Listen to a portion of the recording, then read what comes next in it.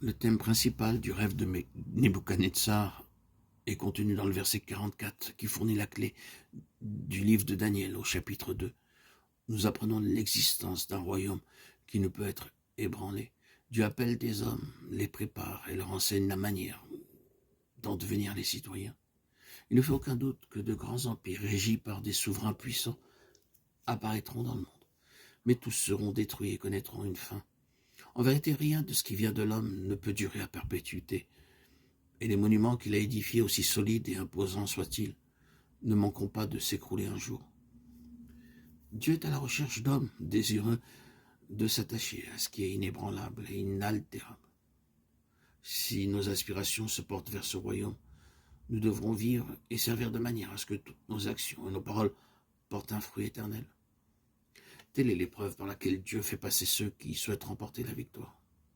Certains s'imaginent que la puissance divine se manifeste lorsqu'il nous utilise pour accomplir des miracles, des signes et des prodiges. Et pourtant, Dieu déclare que nos activités devraient être orientées vers les choses qui durent à toujours, car elles seules lui sont agréables. Puissons-nous toujours garder ceci présent à l'esprit. Le roi vient en rêve une statue gigantesque. La tête était d'or, les bras d'argent, le ventre de bronze, les jambes de fer et les pieds en partie d'argile et de fer.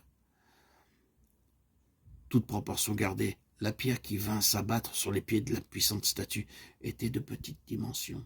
L'or, l'argent, le fer et le bronze, qui sont pourtant des métaux très solides, furent emportés par le vent, comme la balle d'une aire en été, et il n'en subsista aucune trace.